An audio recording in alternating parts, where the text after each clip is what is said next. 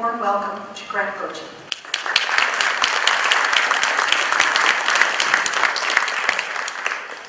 Thank you. Thank you for the introduction. As Pam said, I am a very proud Lithuanian. We should all be very proud of our Lithuanian heritage.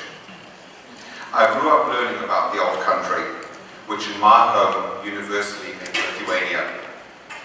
My paternal grandfather would regale us with stories of the old country, and Lithuania became completely inseparable from my Jewishness.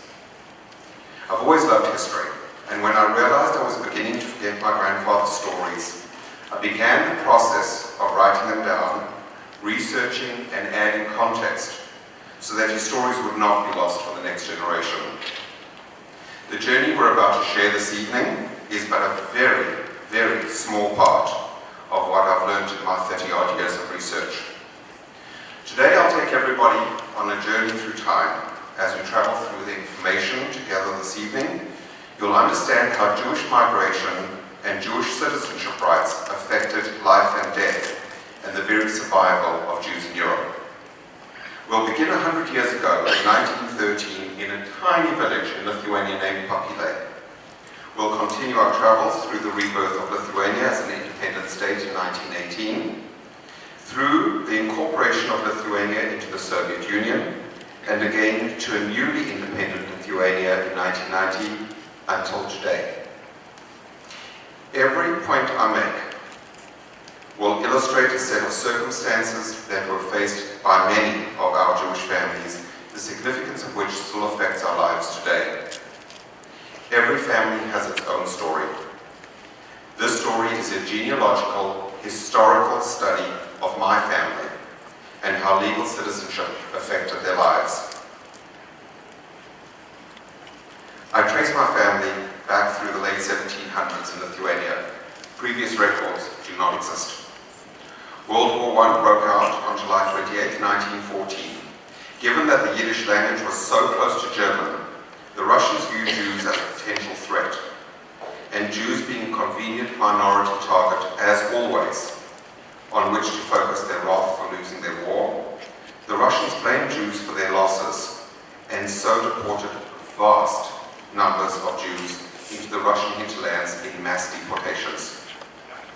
On May the 4th, 1915, the Jewish family Gochin from Papilė in the Šiauliai district in northern Lithuania were one of thousands of families deported. Vital records were often deliberately destroyed by Russian troops in order to prevent the return of any surviving Jews. These now dispossessed Jews were forbidden from living in the countryside, and farming was not allowed for Jews. After the 1917 Russian Revolution, trading in grain was disallowed for all people, and therefore Jews and others starved and died in massive numbers. Given that the Jewish deportees were not native to the lands of their deportation, without family networks on the ground, Jews suffered and died disproportionately. In the latter part of April and early May of 1915, expulsions of the Jews was ordered on an enormous scale, extending over the area of the provinces of Grodno, Kovno, and Kurland. In order that the expelled residents of Kovno would not be allowed to return to their homes, the administration ordered all Jews to be struck from the registration books, as no longer legally residing within the zone of the Kovno fortress. Jews were deported, sometimes with a few hours' notice, other times a day or two. They were unable to take food, no sanitary provisions, no baby care items. They were transported in cattle cars packed like sardines, and those were the lucky ones, because the less fortunate ones were made to go by foot. The expulsions, splitting of families, starvation, loss of family members, produced numerous cases of mental derangement among the exiles, which threatened to become epidemic. Many had already been forcibly taken into the Russian army at a rate considerably in excess of the ratio of Jews to the total population. The majority of deportees were therefore women, children, and the elderly, useless eaters, as the Nazis would later define them. Useless eaters. They were all defenseless against the prevailing authorities.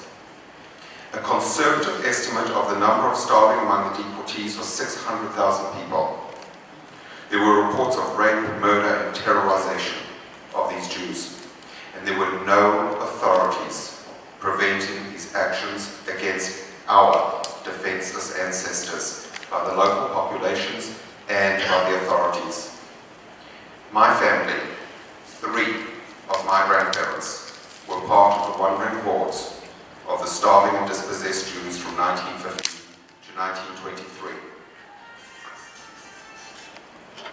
My grandfather Sam, who you see in that picture, and allow me to identify him in this picture. That is my grandfather right there. My grandfather Sam was born in February 1902. His bar mitzvah would have been in February 1915. His deportation was 3 months after his bar mitzvah. Imagine one of your 13-year-old children being deported, starved, beaten. Imagine your 13-year-old child in the heat of summer with no food and no water. Imagine your 13-year-old child surrounded by dying adults, relatives, neighbors, and friends. No ability to be educated, fed, or comforted. My Aunt Esther, who we see in this photograph, and there's Esther, the baby, on her mother Chaya's lap, was 6 when she was deported for her supposed crimes.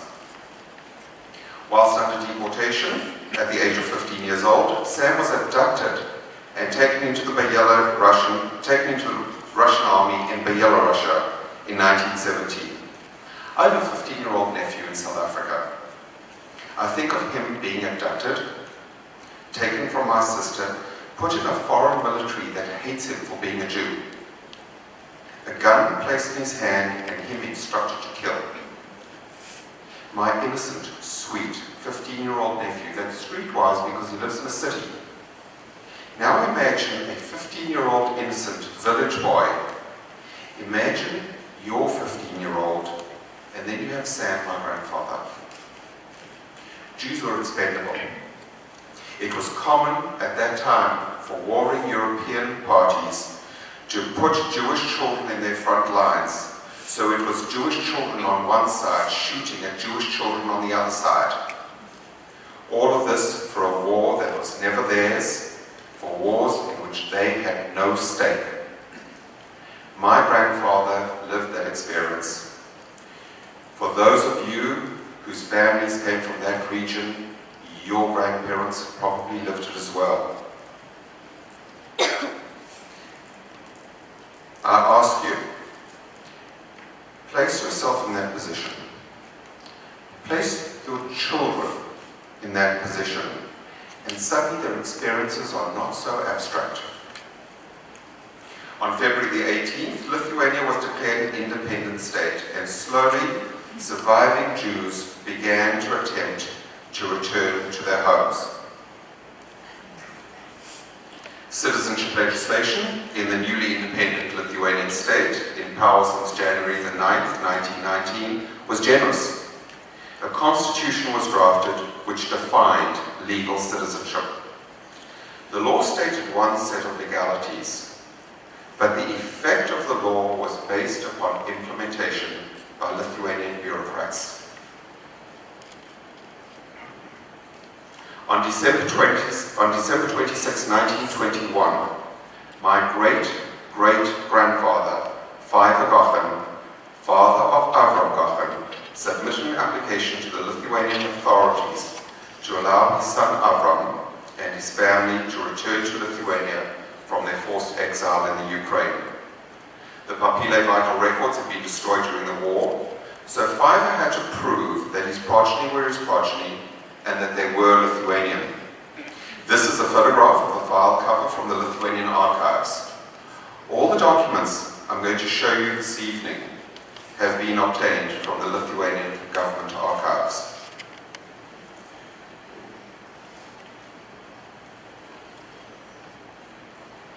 This is an attestation by Fiver. father of Avram. It says, Avram Gochin was born in Papile in 1866. He did not have any property. That means he was poor. Okay? His father, Fiver Gochin, lived in Papile at Stochi Street, number 10. Their relatives in Lithuania, Mayor Shimon Gochin, lived in Papile. He's a tradesman and has a shop of small goods. The Council of Papile wrote to the head of the Shalai district confirming that there was no reason why the Gochin family should not be allowed to return to Lithuania from their deportation. The council issued the following written statements. They were all born in Papile and lived there until May the 4th, 1915, which was the deportation date of the Jews from that area. It says, Avram Gochin's occupation was a butcher and a roofer. The documents say, the Papile vital records were burnt and destroyed during World War I, and there is no possibility of delivering these certificates. Let me repeat that again because this becomes extremely significant as we move through this history. The Papile vital records were burnt and destroyed during World War I, and there is no possibility of delivering those birth certificates. It goes on.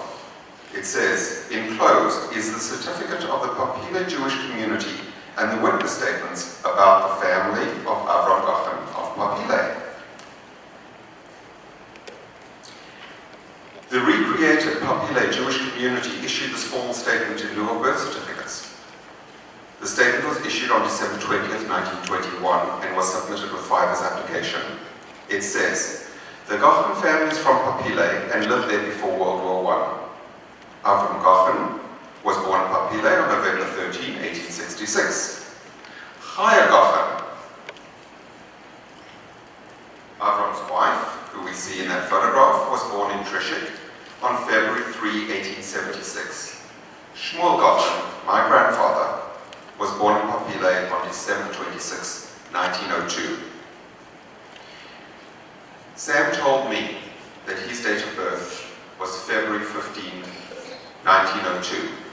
This document says that he was born in Papile on December 26, 1902. Why the difference? My grandfather and his family were under deportation in the Ukraine. There weren't means of communication. The documents had been destroyed and these dates were given from Fiver's memory. In those days, people were not calendar-based as we are today. They would have said, Sam was born around the time of Shavuot in the year that Sarah married Abraham. That's how they kept calendars. They didn't keep dates the way we keep them today. That's a very recent phenomenon. Not only that, but they worked on the Russian Orthodox calendar. We use the Gregorian calendar. They're different date systems. You can research Jewish records and the dates will never be consistent. So what you see here is very, very common. The Council of Papile testified to the head of the Shalai district on February 28, 1922. They found no reason why the Gochin family should not return to Lithuania. And on March 28, 1922, the Lithuanian Department of Citizens Security, a division of the Lithuanian Ministry of the Interior, in a brief to the head of the Shalai district, overturned the district findings and ruled that the Gochin family was not to be allowed to return to Lithuania. They said that the Gochin family lacked the documents to prove that they were Lithuanian. Okay, now you saw in the previous 4 slides, very clearly the city council had testified that these were Lithuanian citizens. The official Jewish community had testified that these were Lithuanian citizens, and multiple relatives had testified that these were Lithuanian citizens. Additionally, the Lithuanian Department of Citizen Security was informed that the original documents were destroyed, and that was then at that time a common occurrence. This was in the independent Lithuania, in a period in which Jews were promised equal rights as full, equal Lithuanian citizens. It was supposed to have been the golden age for Lithuanian Jews because Jews had participated so heavily in the fight for independence, many of them giving their lives for the cause. Jews began to return to Lithuania from the deportation after the war ended in 1919. The newly independent Lithuanian government set up repatriation centers to assist some Jews in returning. They wanted qualified Jews that could contribute to the new economy. But did they want all Jews? And the answer to that is no. Soviets had taken power in Russia after the 1917 revolution. Lenin and Stalin were on an expansionist quest in the region. One method was a forced starvation in the Ukraine in order to murder the Ukrainian peasants. It was yet one more genocide attempt in the early 20th century. Between the fall of 1921 and the spring of 1923, an estimated 1.5 to 2 million people died of starvation and due to the accompanying epidemics in Ukraine. The prime victims of famine and epidemics were children, who were also the main targets for kidnappings and cannibalism. Given that the Baltic Jews were dispossessed and in deportation, they were not indigenous to the area, and they died in huge numbers. Word of starvations and disease had reached Lithuania and had become widely known. Fiver submitted his application on December 26, 1921, for his family to be allowed to return. He was desperate because they were well aware at that point in time that any delay meant death. Lithuanian government officials dithered and obfuscated over how to refuse re-entry to some Jews. Jewish suffering and death was irrelevant to those government officials. Their objective was to rid themselves of superfluous Jews. There was no compassion. There were no thoughts of potential grey areas. They had found that there was one missing document which they had testimony was not able to be produced. They had found one missing document, and that to them meant no other testimony was relevant. It was a means of excluding Jews, no matter how much death and suffering their decisions caused. In the next slides, you're going to witness one of the means of implementing this program. This is the notification that the outcome of Fiver's application was announced to him. It reads, for the illiterate Fiver Gochin, receipt for this note was signed by Monos Gochin on April 18, 1922. Monos was my uncle. Monos and his family had also been deported. He'd returned from the deportation on October 20th, 1921. It took time. All the deportees returned through the Obeli border crossing. It took time for Monos to return from Obeli to Papile, and immediately upon his return, Monos and Fiver began working on the application for Avram's return, which was submitted with all documents 2 months and 6 days after Monos' return. Later, Monos and his family were murdered in the Holocaust. There were eyewitness accounts that told us that Monos and his wife and his children were forced to dig holes in the ground, forced to dig their own graves, climb into the holes that they had been forced to dig, and they were murdered in the holes that they were forced to dig. Provable deaths in my family during the deportation began with daughter Tsippa's husband. Let me identify Tsippa. That beautiful little girl is Tsippa. Tsippa's husband was the first one to die. His name was Jacob Scala. He died on February 5, 1922, along with their daughter Deborah on the same day. Father and daughter died on the same day. 4 days later, Chaya's husband Avram, there used to be Avram, And there you see the son Idel. 4 days. Avram died on February 9th, 1922, along with their son Idel on the same day. There was another daughter who doesn't appear in this photograph. Her name was Frida Leah. Her husband Gershon and their 2 children, Joseph and Abraham, died on April 4, 1922. Their mother, Frida Leah, died 1 week later on April 11, 1922. All of these deaths are recorded in the Ukrainian archives. All of them are documented. Tsepa, whose husband and daughter had already died. She died on June 6, 1922, 4 months and 1 day after her husband and daughter. They had another child by the name of Max. Max survived, and I'm shortly going to talk more about what happened to Max. There are family legends of other grandchildren, but their names are lost to history. Please think for a moment what it must have been like for Chaya. She was a girl from a small village, Trishik. She was brutally deported. Her husband, children, and grandchildren were dying of starvation and disease around her.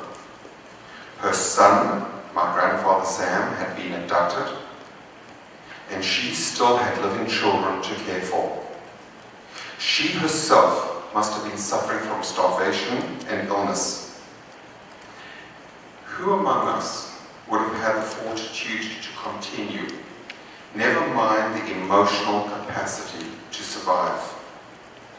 Let me ask you to think of this. Could you have survived the suffering that was visited upon Chaya? Lithuanian authorities knew what was happening to the Lithuanian Jews in the Ukraine. Yet the Lithuanian government officials refused re-entry based on a lack of documents. They knew it was not possible to produce the document. So the impossible document became the only document they would accept. This was a deliberate action on the part of the Lithuanian government, and the question must therefore be asked, is the Lithuanian government culpable in the deaths of my relatives? And I will ask you to answer that question for yourself. Here is one death certificate from the Ukrainian archives. This is the death certificate for my great-grandfather, Avram Gochin, showing that he died on February 9th, 1922 from exhaustion or starvation. I don't know what dying of exhaustion means. Chaya, my great-grandmother, who we see in this family photograph with her husband and children, was determined to return to Lithuania after her 7-year forced exile. We've just spoken how Chaya's daughter Tsepa, her husband Jacob, and daughter Sarah had all perished. At age 48, surrounded by death and despair, Chaya now had responsibility for a 1.5-year-old grandson, Max. Chaya began her trek back to Lithuania via the repatriation center in Kharkov. Along the way, Max fell ill, and he was hospitalized for 2 months. Chaya declined to leave him because she knew that without her care, Max would also die. So she kept the family waiting for 2 months, and then, ignoring the denial of re-entry, she returned to Lithuania on her own. On September 27, 1922, Chaya took her surviving children and grandchild to the Obeli border crossing, completed her re-entry paperwork, which we see over here, and was allowed to re-enter Lithuania. And here we see Chaya Gochin's re-entry, total party of 5, entry number 4503 from the Lithuanian archives. It was clear to the border guards in Obeli that Chaya was a Lithuanian citizen, and they allowed her in. Chaya returned to Papila to begin to rebuild her life. The pre-World War I Jewish community had numbered about 1,000 people, out of a total population of about 2,000 people. The village was 2,000 people, of which 50% were Jews. The village was decimated because, given the massive death rates due to the deportations, there weren't that many Jews to return. When the Jews returned to Papile, they found their property destroyed and looted by their former neighbors. So they truly had to rebuild their lives. Stories were told of Lithuanian neighbors robbing Jewish homes before the Jews had even been finished deported from their homes. Many of the returning deportees decided not to stay in Papile because now there was nothing there. So they moved to what they thought would be greener pastures. Of the 1,000 pre-war Jewish residents, only about 200 Jews were in Papile in the late 1930s. On April 10, let me step back a moment. Everybody was required to be registered in the newly independent Lithuania. Names were entered into registration books for identity documents that were called internal passports. On April 10, 1923, an internal passport of the Lithuanian Republic was issued to Chaya Gochin from Papile. And here we see the registration documents. And there we see Chaya Gochin of Papile. The next line is a line for nationality, and I'm going to address that in a moment. It says there, Žydai, Jewess. Beginning in about 1922, any Jew that had not registered for an internal passport was to be deported from Lithuania. Please remember that birth records had deliberately been destroyed in order to prevent Jews from reclaiming their citizenship. And now I want to read you a very short article from the Jewish Telegraphic Agency dated January 9, 1923. The headline reads, "Expulsion of alien Jews from Lithuania." Kovno, the mass expulsion of alien Jews from Lithuania has recommenced. The official interpretation of alienage includes also Jews belonging to the Vilna district, as well as the so-called occupied territory of Lithuania. Jews with records of long and continued residence and those who control large businesses are indiscriminately subjected to the Expulsion Act. The intervention of the Ministry for Jewish Affairs has proved futile. In February 1926, Chaya's son, my grandfather Sam, at age 24 left Lithuania for South Africa. Later the next month, on March 22, 1926, Fiver, father of Avram, died in Papile, and now in a village with very few Jews, Chaya was even more alone. My Uncle Jack, who we see in this picture, that little boy was Jack, my great uncle, left Lithuania to join my grandfather Sam. Jack won a small amount of money in the Rhodesian lottery and sent it back to Lithuania for his mother, sister, and nephew. Chaya obtained an external passport and listed Max as her son. This is Chaya's external passport, and there we see the picture of Max in her passport listed as her son.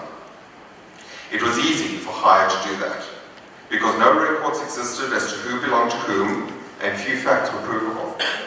There was no formal adoption process. Chaya, Esther, and Max left Lithuania together and traveled to South Africa, arriving in April 1930. Had Jack not won the lottery, we'll shortly see what would have become of Chaya, Esther, and Max, because for the Jews that didn't leave, there was far, far, far worse to come. I want to shift the story to my grandfather Sam. Sam told me he was born on February 15, 1902. I have one son, one child. His Hebrew name is Shmuel. He was born on February 15, 2001, exactly 99 years after my grandfather was born. Sam was 13 years old when he was deported. In 1917, at age 15, Sam was abducted and taken into the Russian army in Byelorussia in order to fight their war in Initially he was taken by the whites, then he was taken by the reds, and then he was taken by the whites again. In 1918, Belarus was occupied by the Germans, and then by the Poles. Whomever was the ruling authority at that moment had military control over the conscripts.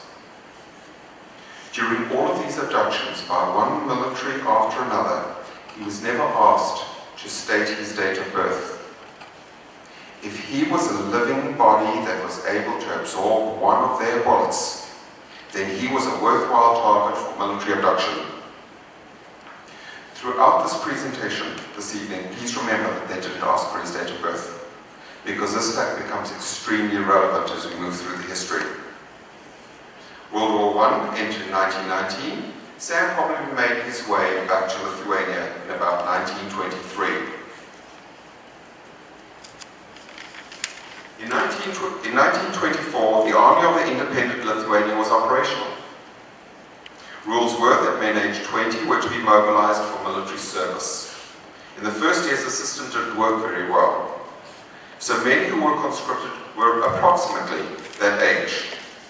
Just as Sam had been a target for the other armies, so too was he a target for the Lithuanian army, and for the fourth time in his young life he was taken by a military regime that cared nothing for his well-being. Lithuania was divided into regions where separate divisions of the army were physically located. Men were generally sent to the troop nearest to their place of residence. Sam was from Papile. In the second quarter of 1924, Sam was conscripted into the Lithuanian army by the Recruitment Commission of the Šiauliai district. The number on Sam's military uniform shoulder was 5. This means that his military place of service was in Kaunas, the 5th Grand Duke Kęstutis Doughboy's infantry troop. The data regarding my grandfather Sam's military experience was independently determined by Professor Dr. Jonas Vaisinosis, the Humanities Faculty Vice Dean at Vytautas Magnus University and the Chairman of Lithuania's War History Association. Through a Professor of History at Vilnius University, I provided photographs of my grandfather, multiple photographs of my grandfather in his military uniform. The chairman of Lithuania's War History identified the insignia and epaulets in the photographs, identified my grandfather's military unit, went to those military archives, the Lithuanian archives, and found his military records. Please remember the sequence of events. I provided a professor of history at Vilnius University the photographs. She took them to the chairman of Lithuania's War History Association, a professor of military history. He identified the epaulets, went to those archives, and found my grandfather's records. Having endured starvation and illness, Sam was still physically weak, and on June the 6th, 1924, Sam was registered as a patient at the War Hospital of Jonas Basanavičius in Kaunas. In his case record from the hospital, Lithuanian military doctors recommended that he be released from service due to his physical condition. Military recommendations were not binding on the medical recommendations were not binding on Lithuanian military leaders. And so the military leadership declined the recommendations and forced him to serve the entire 18 months they required. After all, why would anybody care about the condition of a Jew? Sam was freed from service at the end of 1925. Here we see Sam's medical records. The records read, the patient was of medium height and medium constitution. He had an ache on the left side at the top of his breast. He was spitting blood. His bronchial breathing was too long and phlegmy. X-ray showed that there were unclear spots on the top of the left lung, but TB was not found. Here are additional military medical records. You can see at the bottom left his daily temperature readings. Sam told me how he learned to play a musical instrument whilst in the military hospital. Here are 2 photographs. I have Sam identified. There and there. That was my grandfather in the Lithuanian military hospital in Kaunas. You can see in the top photographs the musical instruments that he learned to play.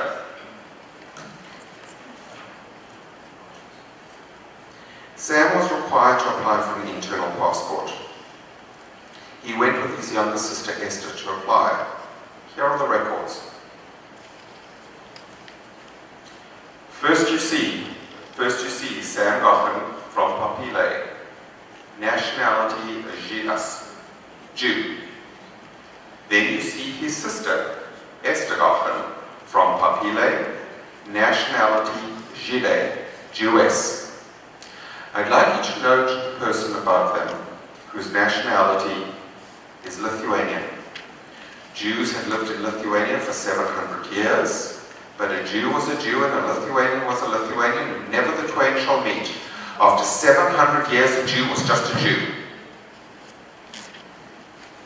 On November 5, 1924, in Papile, Sam was issued his internal passport of the Lithuanian Republic. Sam was issued another internal passport on January 15, 1926.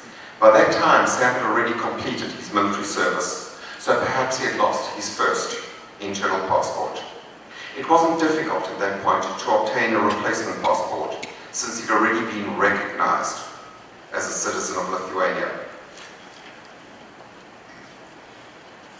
Sam left Lithuania in 1926. In February of 1926, he traveled via London and connected onto the ship Gochin on February 25, 1926. He was 24 years old.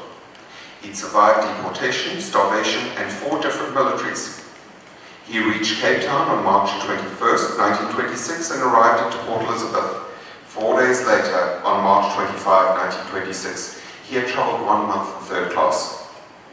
Sam told me that South Africa was the Golden Medina, a land where Jews could live in peace.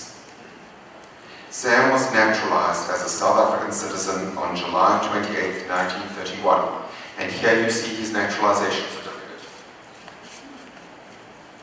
You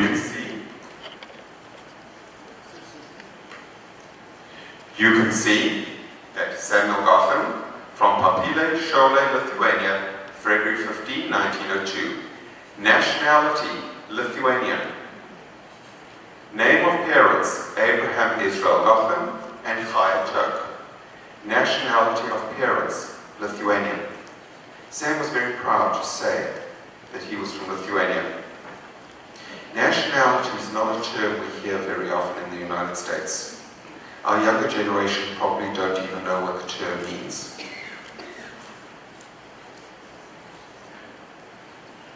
I want to conclude this part of the genealogical presentation by addressing an obvious question: what happened to the remaining Jews of Papile? I've told you what happened to my uncle Monas and my aunt and their children. For the sake of brevity, in the handout I've provided data on the mass murder of the Jews from the Shaolei region in Chigari. The handout includes sourcing references. I ask that you look at the highlighted name Noriega, because Noriega was the beast that signed the orders. In that handout, I have offered references on how the Lithuanian government has honored Noriega as recently as 2010. And here you see a plaque to honor the man that signed the orders that led to the murder of my family. I've already addressed citizenship upon Lithuania's independence. Now let's examine citizenship law during the Second World War. The Russians invaded in 1940 and left in 1941. For about 6 weeks, Lithuania was ruled by an interim provisional government. The founder of the Lithuanian Activist Front was a man named Colonel Skirpa. The interim prime minister of the provisional government was named Brazaitis. An excerpt from the platform of the Lithuanian Activist Front of the Provisional Government of Lithuania, dated June 23, 1941 to August 5, 1941, reads as follows. Lithuanian brothers and sisters, the final hour of reckoning with the Jews has arrived. Lithuania must be liberated not only from the enslavement of the Asiatic Bolsheviks, but also from the prolonged yoke of Jewry. In the name of the entire Lithuanian nation, the Lithuanian Activist Front most ceremoniously declares the ancient right of sanctuary extended to the Jews by Vytautas the Great is cancelled completely and finally. Every Jew of Lithuania, without exception, is officially warned to quit the land of Lithuania immediately and without delay, and Jews are eliminated from Lithuania completely and forever. And with this, approximately 96.4% of Jews on the territory of Lithuania were murdered. The highest murder rate of any country in Europe. It was safer to be a Jew in Nazi Germany than it was to be a Jew in Lithuania. It's estimated that 80% of the Jews living in villages were murdered without any Germans even being present. There was vigorous and widespread participation of the Lithuanian population in the murder of our relatives and the plunder of their possessions. The plundering before they had even finished murdering our relatives. One of the reasons that they were so successful in slaughtering our families is that they had so much prior practice doing it in 1915. In minute number 5 from 27th of June 1941 of the Lithuanian Activist Front, it's recorded that Minister Zemkalnis reported on the unusually brutal massacres committed against the Jews in Kaunas at the Lietuvos garage.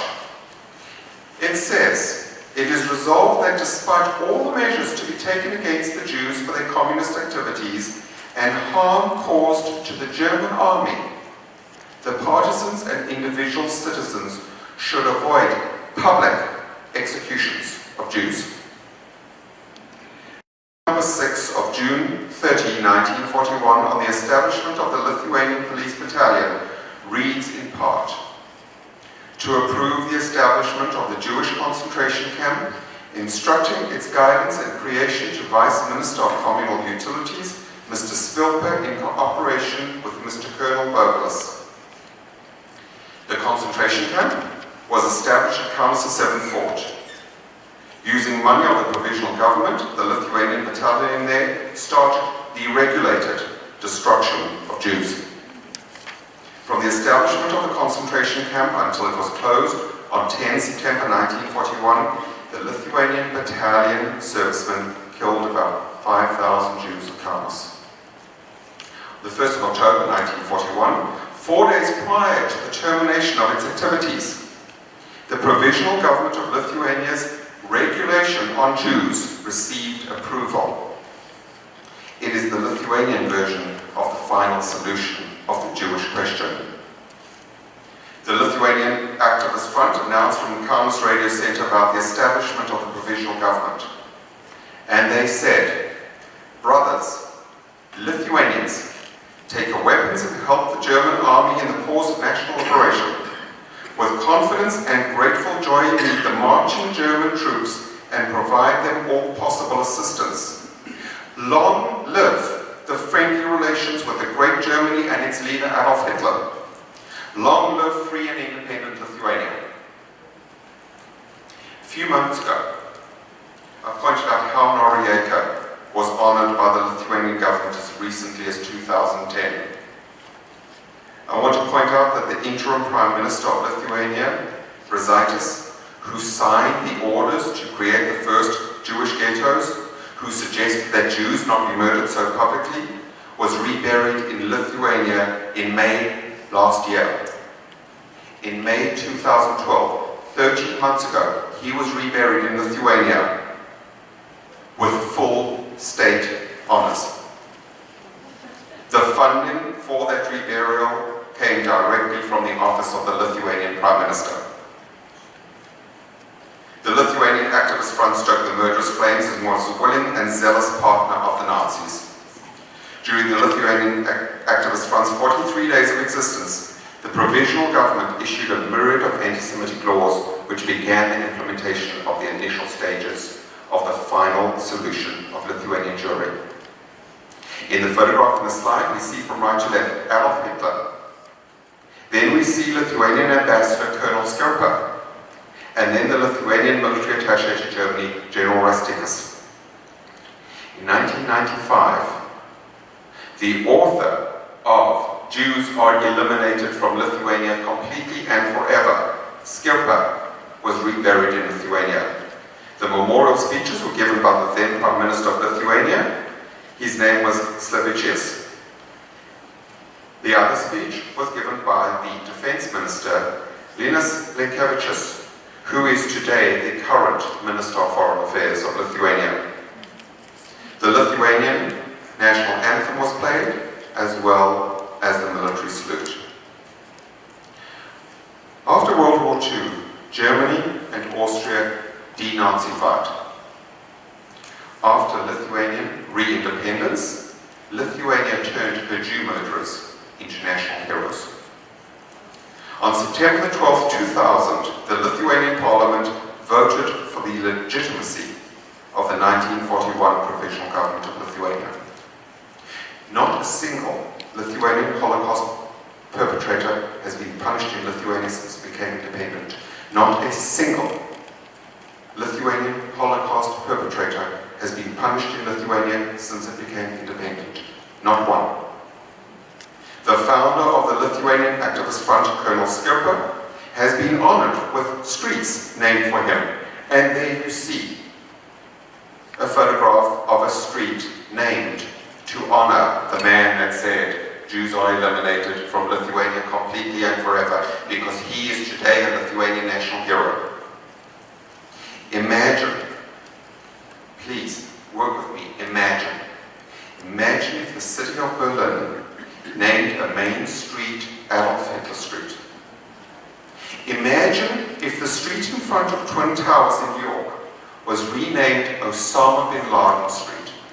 Imagine how much revulsion would be elicited from any civilized human being. I don't know of a single street in Lithuania named for anybody that rescued Jews in Lithuania. Only streets named for those that were culpable of Jewish murder. For some unknown reason, when the Lithuanian Ministry of Foreign Affairs announces how they mourn the murdered Jews and seek Jewish investment and tourism, they somehow neglect to mention how they've recently honored some of the perpetrators, such as naming a school for Mr. Noriega, or the stately burial of Mr. Brazaitis. I personally wonder why that is.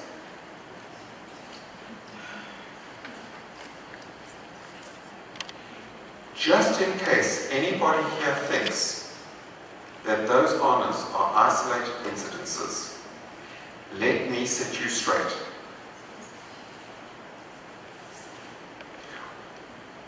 We cannot name streets in Lithuania. We don't have that right or that power. The only thing that we can do is to interpret Lithuanian values and morals by those that they hold up as their national heroes. Photograph number 1, Brazaitis. That is a lecture hall at Vytautas Magnus University in Kaunas. Number 2 is a bas-relief of Brazaitis at that same university. Noriega is named, a school named after Noriega, and a university named for Brazaitis. Everybody knows that the Nazis sought out the most vicious and brutal murderers to be their concentration camp guards. Do you see number 3, Baltusis? Baltusis was in command of the Lithuanian police battalion that guarded the Majdanek concentration camp where more than 79,000 people were murdered. And he's a national hero that has a street named after him. Number 4, Krikstaponis Square in Ukmerk. This Lithuanian hero was in command of a unit responsible for murdering tens of thousands of Jews in Belarus. Number 5 is Noriega. Number 6, General Vetro. That was just another name for Noriega, so it's the same as Noriega. Number 7 is Noriega, and number 8 is another street in Kaunas, named for Skerpa. And so the dichotomy continues of the Lithuanian Ministry of Foreign Affairs shedding crocodile tears for the murdered Jews, while simultaneously requesting Jewish investment in Lithuania and Jewish tourism to Lithuania. At the same time, while they are building the monuments to those that murdered our relatives.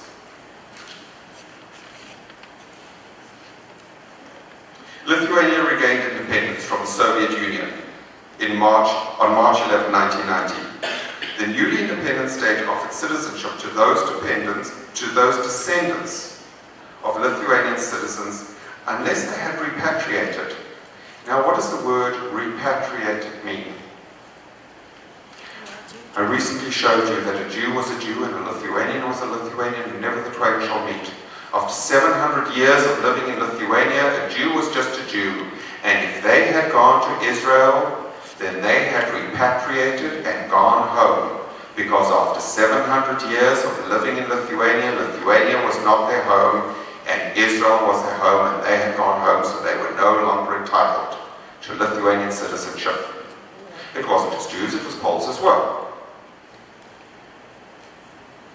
Law distinguished based on ethnicity. Recall how they knew from the internal records who was a Jew and who was a Lithuanian. Property restitution in Lithuania was dependent upon Lithuanian citizenship, and Lithuanian citizenship was almost impossible. You saw clearly how they didn't want to recognize higher citizenship. In a country that makes heroes out of Jew murderers, should we ask how excited they are to recognize Jewish citizenship now? The Constitution of the Lithuanian Republic, Article 23, said property shall be inviolable and rights of ownership shall be protected by laws. However, the restitution law stated that only citizens may claim property. Therefore, to claim property, one had to reclaim citizenship. But they made the reclaiming of citizenship virtually impossible. In the 1915 deportations, Jewish property was stolen by the Russians. In 1940, Jewish property was stolen by the Soviets. In 1941, Jewish property was stolen by the Nazis, and now we see the actions by the newly independent state of Lithuania in making every effort not to restitute Jewish property. So let me ask you another question, which I won't answer and I'll allow you to answer. Is the deliberate holding on to stolen property a crime in and of itself? There was huge pressure from the expatriate population to issue them dual citizenship. On December the 2nd, 2010, Lithuania issued an amendment to their citizenship law. This amendment allowed dual citizenship for those that had been forcibly exiled after June 15, 1940. How nice, but the devil's in the details. Those that left voluntarily prior to that date were not entitled to dual citizenship, and therefore not entitled to claim restitution. These included all the Jews, because if you were a Jew in Lithuania after June 15, 1940, you ended up there in the Panari killing fields. Given a 96.4% murder rate of Lithuanian Jews, the likelihood of a Jew surviving in order to be forcibly exiled was virtually nil. Lithuania had succeeded in creating a dual citizenship law that was Judenrein without having to define it as Judenrein. Now I'd like to turn to my story. The Jewish cemetery in Papila had been destroyed, where hundreds of my relatives had been buried over probably 700 years. There were only 4 gravestones remaining. Here is a photograph of my son saying Kaddish at the new gravestone I put up in that cemetery in 2005 to honor all of my relatives. that must have been buried there. Oh! I'm so sorry. I thought I'd taken that slide out. This is a photograph of my son. I installed that gravestone in my grandparents' village, my grandfather's village in 2005 to memorialize all of my relatives that must be buried in that cemetery. There were only 4 gravestones there, none of them for my family. I wanted my family to have a place of honor and memory, to say that there were Jews by the name of Gochin that lived in that village. And the people in that village today will see the name Gochin and they will see that there were Jews that lived there. In the handout, there is a link to a website that describes the cemetery. In this photograph, my then 11-year-old son holds a copy of the book I created as a bar mitzvah gift for him to document and memorialize my relatives. My grandfather Sam was only 2 years older than my son was in this photo when Sam was deported. Now let me bring some clarity to this, just in case there's any clarity missing. How was Sam my grandfather? Because this becomes extremely relevant. Sam's youngest son was Harold. You can see my father's South African birth certificate on the left. It says father, surname, Gochin, forename, Samuel, date of birth, 31 years. Even in South Africa in 1933, people were not that date conscious. So they just wrote down his age rather than the date of birth. It says place of birth, Lithuania, country of birth, Lithuania. My grandmother just below was from Latvia. On the right, we see my birth certificate. It says my name, father's name, Harold Gochin. Okay? So first there's Sam, born in Lithuania, whose son was Harold, whose son was Grant. Now, just let me ask everybody here a question. Does anybody find this confusing in any way whatsoever? Anybody want to stand up and say that they find this confusing? Okay. I just needed to check that. In 2004, there was a window open when dual citizenship in Lithuania was possible. I wanted to give my son a tangible gift from my grandfather, who wanted to give him Lithuanian citizenship. So that one day when he has grandchildren and they say, where did we get this Lithuanian passport from? My son would say, we had an ancestor named Sam Gochin from Papile in Lithuania, and that's where we got it. And my grandfather's name would be spoken out aloud and his memory would be honored. It is a completely emotional and sentimental reason for wanting Lithuanian citizenship, but that's why I wanted it. So let's talk about this application, because that's a cover of the application. I went to a Lithuanian official to help me fill it out. And you can see my name, date of birth, 1963, 1102, place of birth, Port Elizabeth, Pieto, Africa. Pieto, Africa means South Africa. The Lithuanian Ministry of Foreign Affairs will tell you that 90% of South African Jews originate in Lithuania. Therefore, if a Jew from South Africa is applying for citizenship, 90% of the cases are already adjudicated. It was the next question that was quite amazing, because he said to me, what is your nationality? And I looked at him and I said, you know what, I'm not sure what that means. Is my nationality South Africa? Or I am a US citizen? Is my nationality South Africa or America? And he said to me, no, your nationality is a Jew.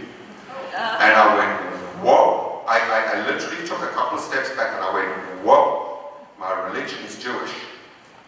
Is my nationality South Africa or the United States? And he said, your nationality is a Jew. And either you write down Jew or the application will be considered fraudulent and rejected. And so I agreed to write Jew as my nationality. And there you see Židu on my application in 2004. Lithuania was required to respond every 6 months, and so they did. Every 6 months, a request for new information came. Sometimes it was the same request as the previous 6 months request. After a while, it became obvious that this was just delaying tactics. 2 years after my application, on November 13, 2006, the Lithuanian Constitutional Court ruled that dual citizenship was to be limited. Initially, there was confusion. Did this limitation apply to people that were already in the queue, that had already submitted their applications, or only future applications? And it took time for that to be sorted out. And once they sorted that out, the Lithuanian government was unable to reach a decision in my case.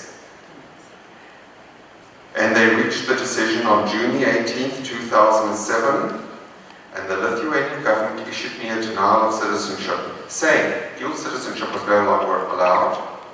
But reason number 2, they said that I hadn't proved any relationship to anybody in Lithuania. Lithuania provides a 30-day right of appeal. They provided me the decision on the 30th day, effectively denying me my right to appeal. I was absolutely outraged. I was absolutely outraged. I'm not a litigious person. In my entire life, I filed 5 lawsuits, all 5 have been against the Lithuanian government. And we're going to hear about those now. I wanted an independent, intelligent, impartial Lithuanian judge to hear this and to be as outraged as I was.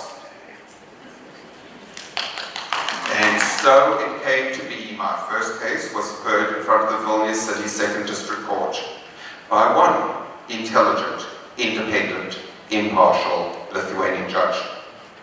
The court confirmed that the Papile vital records had not survived the First World War. Okay, now work with me on this, because this is going to take some understanding. Do you recall the Vytautas Magnus University Humanities Faculty Vice Dean, Lithuania's War History Association Chairman, Associate Professor Dr. Jonas Vasinauskas, had testified that he had received the photographs of my grandfather in his military uniform, and from there had identified the unit. Apparently, according to the Lithuanian government, he could have been lying, because we could have found Lithuanian records for a man by the name of Samuel Gochin, and then gone and found a photograph of somebody in that uniform and substituted it. So the chairman of Lithuania's War History Association may be lying. There was another Lithuanian university professor, Dr. Bendikait, who is a professor of history at Vilnius University, who also testified. They said that they ascribed her testimony no credibility. The court ruled that there was a citizen of Lithuania named Samuel Gochin, but they could find no relationship between me and Samuel Gochin that was born in Lithuania. The decision was incomprehensible. I was outraged, and so I filed my second lawsuit. This time, the case was heard by the Vilnius Regional Administrative Court, which is an appeals court. This was 3 intelligent, independent, impartial Lithuanian judges, which meant that now 4 of Lithuania's intelligent, independent, impartial judges had heard my case, in addition to multiple Lithuanian government departments. This court reaffirmed the lower court decision. They postulated a theory that there could have been 2 Sam Gochins. Now work with me again. There's a village of 1,000 Jews. And there's 2 families. Both of them have a father named Avram and a mother named Chaya. They both have have a son, Sam, born on February 15, 1902. One of them goes to register their son in a village of 1,000 people. One of them goes to register their son, one doesn't register the son, and they said that I couldn't prove if I was related to the one that was registered or the hypothetical, invisible Samuel Gochin of their imagination. Franz Kafka couldn't have come up with a better. I mean, you've got to give them credit for intellect for coming up with that kind of theory. We saw how they denied higher re-entry based on a lack of a birth certificate which they knew was destroyed. Here, they came up with a theory of an invisible person, and I was required to prove a negative. There's another feature of Lithuanian law. It says that if 3 Lithuanian citizens testify about somebody else's citizenship, that by itself is sufficient proof to prove citizenship. So I obtained 3 testimonies from 3 people that knew my grandfather. I want to point out this postage stamp. That was my aunt, Esther Barcel. She's in this stamp with Nelson Mandela. My aunt was a major hero of the South African liberation movement. She served in prison. She had the cell next to Mr. Mandela. Her husband had the cell on the other side of Mr. Mandela. The prison where my aunt served is now a national museum to honor her in South Africa. She is acknowledged as one of the major heroes of South Africa. And here is the full set of stamps. 90% of South African Jews, 90% of South African Jews are of Lithuanian origin. And the South African Jews said that when they lived in Lithuania, they weren't able to fight for themselves. And when they went to South Africa, they saw that injustice, where they couldn't stand up for themselves, they were able to stand up against injustice visited upon others.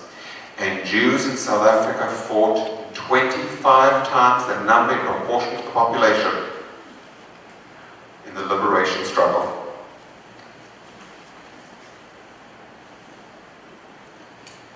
The Lithuanian government said that my aunt was not credible. We know the history of Europe, where Jewish testimony in courts had no value. And here again, the Lithuanian government said that these 3 letters of testimony were not credible because none of the 3 could have been in attendance at my grandfather's birth. And so he may have been lying to them when he told them that he, like 90% of the other South African Jews, was from Lithuania. And so they dismissed his testimony. And I had no more grounds to pursue legal action because dual citizenship is no longer allowed. However, there is another document that Lithuania offers. It's called a right of retention to Lithuanian citizenship. It offers absolutely no benefits. It is merely a document that the Lithuanian government offers that says, you have Lithuanian heritage. You can be proud of your Lithuanian heritage. No rights, no benefits, just a document that says, you have Lithuanian heritage. And so I applied for it. And when I applied for it, I had to offer another piece of testimony. I didn't have much more to offer. So I gave them my grandfather's South African death certificate, which showed his place of birth as Lithuanian. This time, they took 7 months to deny the application. But now I had what I wanted because I had a new basis to litigate against the Lithuanian government. And so, the 3rd of my 5 lawsuits in my lifetime that I've ever filed. This one was heard in the Vilnius Regional Administrative Court by 3 intelligent, independent, impartial Lithuanian judges. I'm trying to keep a serious face when I say that. Which meant that now 7 of Lithuania's independent, impartial judges had now handled my case as as well as multiple government departments. According to the Lithuanian government in 1933, when my father was born, my grandfather may have had reason to lie about where he was born. And so, he may have falsely put on my father's birth certificate that he was born in Lithuania. I don't know. They were absolutely certain he wasn't.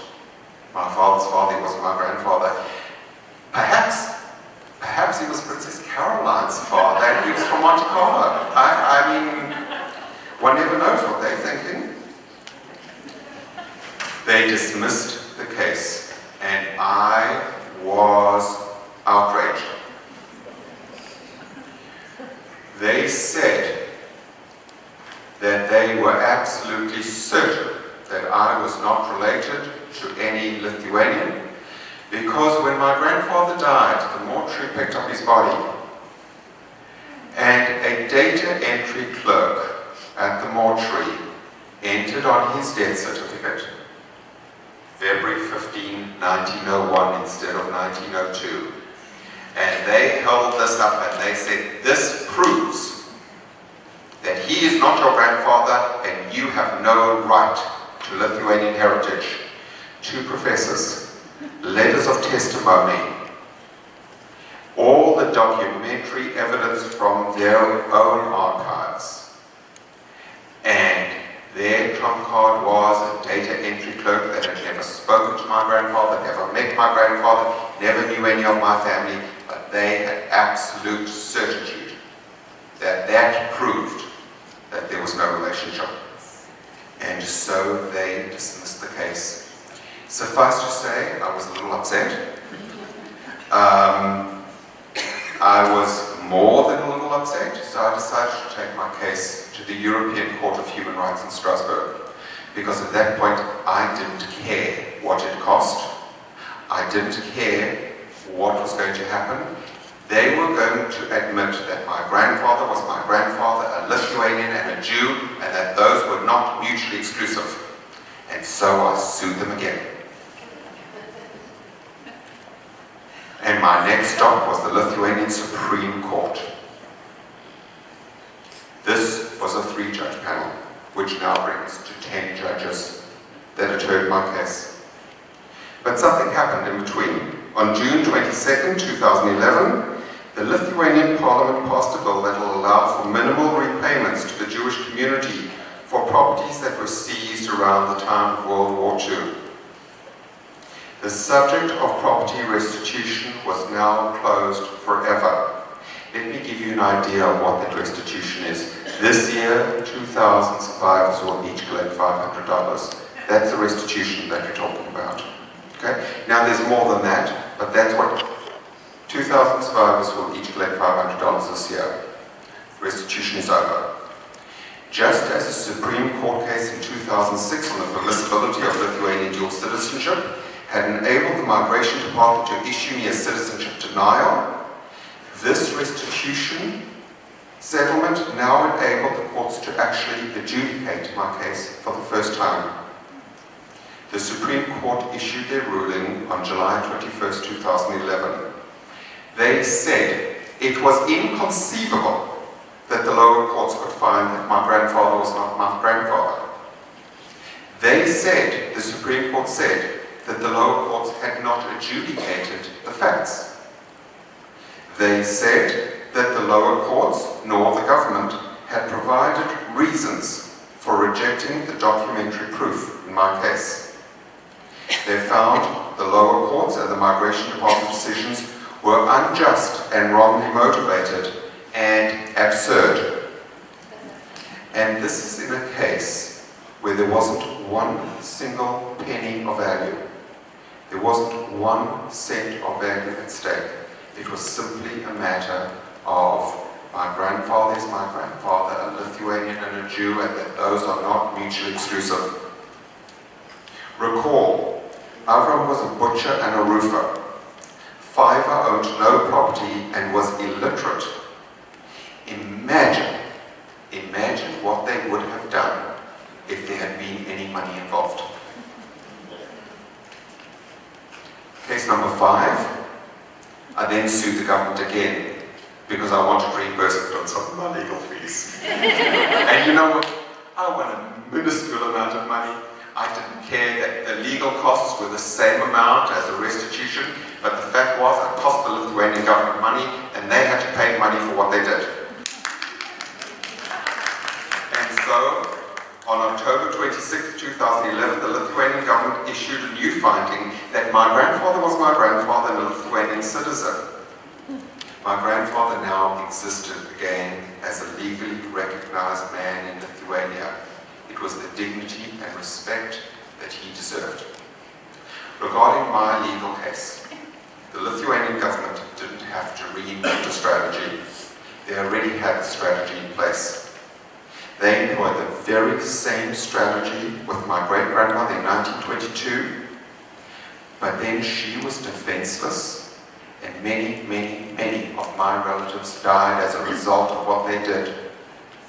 When they played the same game with me, I am not defenseless, and I will not tolerate you hate.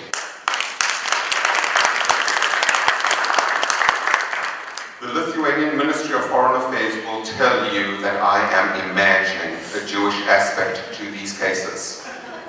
I will leave it for you to determine if I am imagining a Jewish aspect to these cases. They admit that they have a bad past, but my final case was heard less than 2 years ago. So how different is their past to their present? They are now actively seeking investment in tourism from Lithuanian descended Jews. And now, since the 2011 restitution matter was closed, it serves Lithuania as zero risk to grant Jews citizenship. In a visit to Israel last month, the Lithuanian Prime Minister announced with pride that since they changed their citizenship laws in 2011, more than 4,000 Israelis have been granted Lithuanian citizenship. Apparently for Lithuania, history only begins in 2011. For my murdered, starved relatives, history doesn't exist. There is only one takeaway from tonight's presentation that I want everybody to recall. One person can stand against the national government and require the truth be told. One person can do it.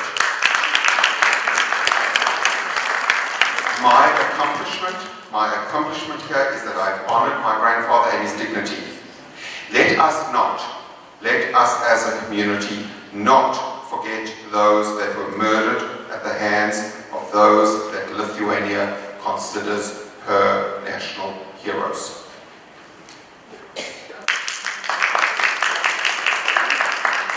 Here is a photograph of myself and my grandfather taken probably 45 years ago. He was an extraordinary man. He's had his dignity restored. What I'd like to do at this point is open for just a couple of questions. And then, before everybody leaves, I want to play a very short video of why I titled this presentation as the Door by Door. So why don't I just open this for 2-3 questions very quickly, and then I'll play you the video. Who has questions? Please. The 1915 deportation. Yes. Did that What's the involve- question? The 1915 deportations, did that all? I'll repeat the question. Could you explain what geographic areas that occurred in Lithuania, and a little bit more about the nature of that? It took place over part of Poland, Lithuania, and Latvia. It didn't cover all of those countries. It went down into the Grodno region of Belarus. It was a vastly disorganized, unstructured removal of citizens. The Russians committed a great many genocides, which are not recorded. This 1915 deportation constitutes genocide because the estimates are anywhere between 100,000 to 750,000 Jews dying as a result. It was the same time as the Armenians were going through their genocide. We also need to remember that there was a group called Circassians in the Caucasus that were being murdered by the Russians at the same time. There's a great many genocides that have not been documented or recorded. The 1950 deportations and genocide is one of them. It was a precursor to the Holocaust. They had made a practice for the Holocaust. It was the genocide visited on the Ukrainian population, the starvings, the beatings, the murders, the shootings of children for going to try and pick up grain from the ground. So traumatized the Ukrainian population, they must, despite whatever our grandparents told us, the Jews had a relatively decent life in the Ukraine for a long time. But that kind of trauma damages people for generations. And that's part of what led to the brutality that they later visited upon the Jews. It's all connected. So, what was the primary religion of Lithuania prior to World War II? Catholic. Pardon? Catholic. Catholic. All right. Catholic. You know what? Part two of the question is, do you feel that that is why the anti-Jewish feeling of the government of Lithuania existed from that time? Was it the teachings of the church that did this? Look, the Catholic Catechism taught about the perfidious Jews, and they spoke from the pulpit how Jews murdered Jesus and to get revenge on the Jews. It was taught, it was inculcated into Europeans for 2,000 years that the Jews did this and that and the next thing. Every society can only coalesce around hating a minority. Every society needs a minority to hate so that they can focus attention on that, and the Jews were always a convenient minority to hate. So, Lithuania was a Catholic country. I'm going to stretch this out a little bit, because you actually bring up a very interesting, you ask about religion in Lithuania, and it's interesting. Last year, there was a bill that came before the Lithuanian parliament to recognize those that saved Jews. And the Lithuanian parliament said that they were not going to do it because if they recognize those that saved Jews, they may have to pay some of them pensions.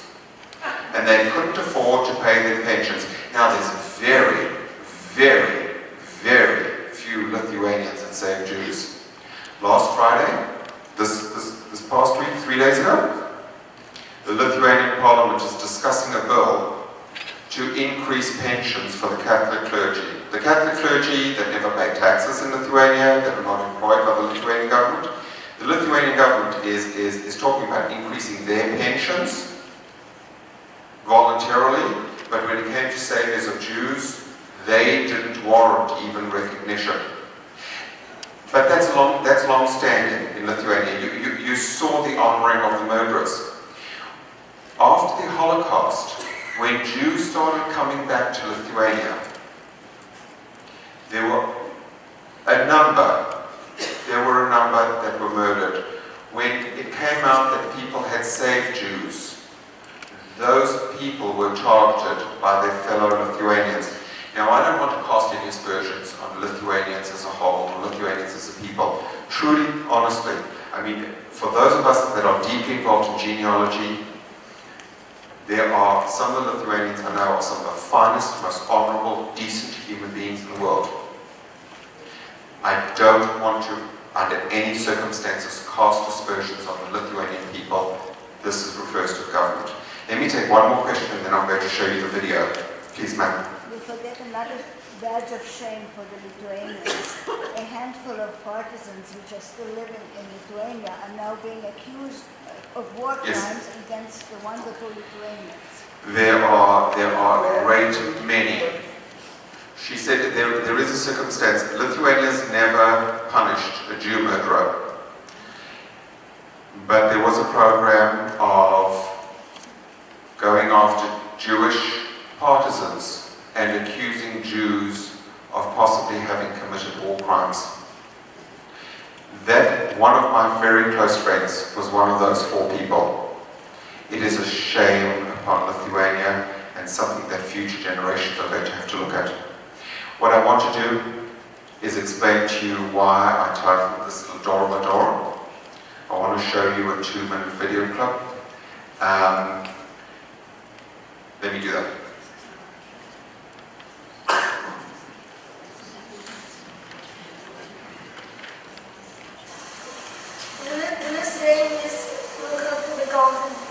This is my son in the Papile Cemetery.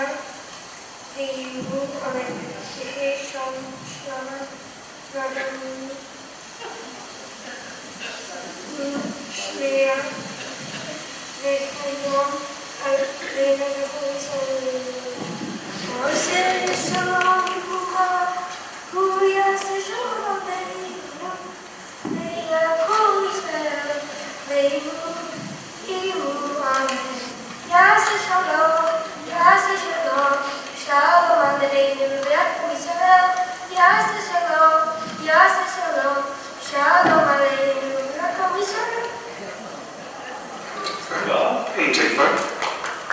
Okay. And with that, I'll switch it off because it carries on for a while. I want to thank everybody for